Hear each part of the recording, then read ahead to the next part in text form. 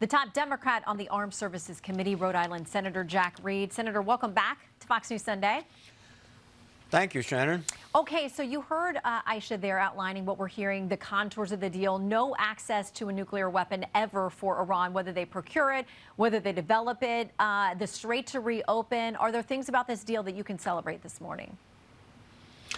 Well, for 100 days, we've been hearing constantly there's going to be a deal, there's going to be a deal. I think the precipitating issue today, the president wants to give himself a birthday present.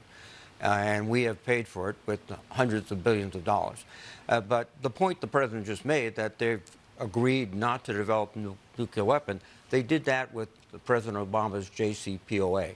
That was an agreement they held to of not developing nuclear weapons. So we have spent billions of dollars. We've lost 14 personnel killed in action, hundreds wounded, and we've disrupted the world economy, and we're getting basically less than what we had under the JCPOA, which President Trump walked away from. So, and you and I think the one point that go ahead. The one point I think you could emphasize is that the strait will open. I think that's the purpose, because that is something that will help alleviate this economic crisis.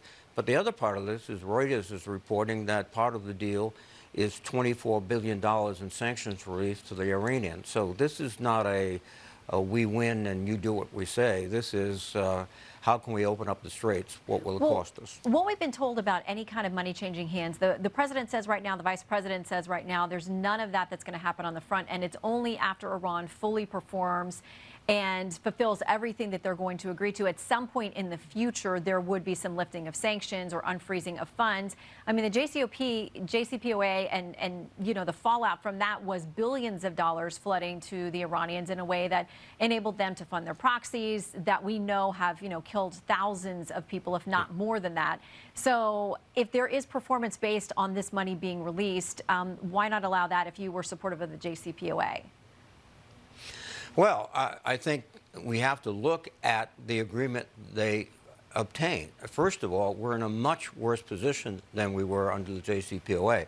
The breakout time, that is the time it would take to assemble enough enriched uranium to develop a weapon, was 12 months during the JCPOA. Today, it's weeks.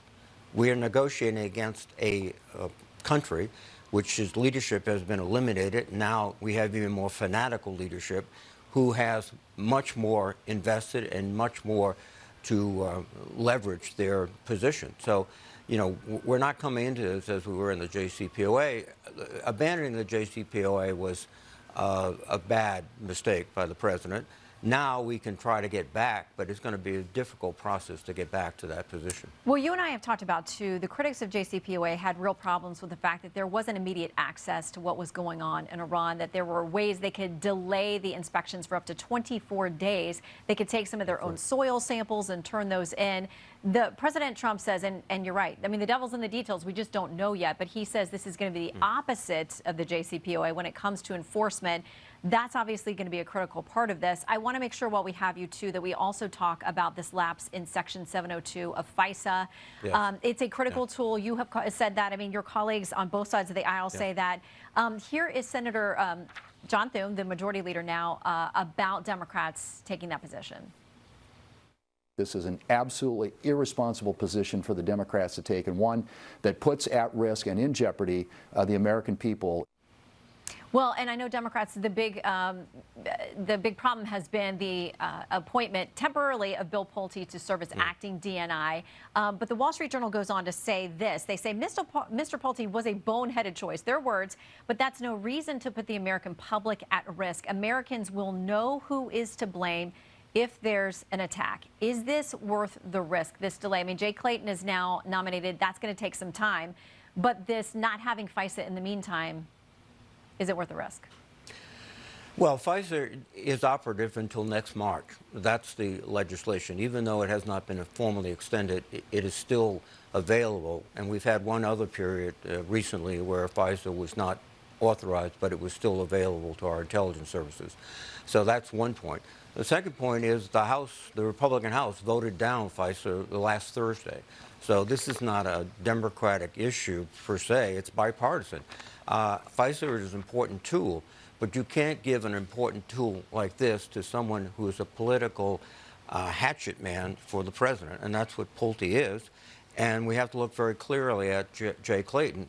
He's a very accomplished lawyer, but the statute requires someone taking this job to have significant national security experience, and that has to be measured. Well, I don't think he does. Well, as somebody who is the U.S. Attorney for the Southern District of New York, you know they deal with cybercrime and with intel and with terror cases. He's chaired the SEC, and there's a lot of his supporters will say evidence that he knows more about cybercrime and banking and networks around the globe, something that could be applicable to national security. Do you think you could vote yes for him? Is it at least a possibility?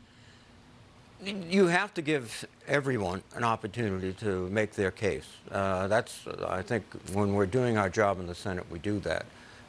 And yes, but the key question I think we have to ask is, where is the statutory requirement met with this individual's nomination? Again, he's a very sophisticated securities lawyer, business lawyer. He's in the Southern District of New York, which is a very challenging post, but it's not all about national security. In fact, I think it's a lot more about securities laws, mergers, acquisitions, criminal laws, et cetera.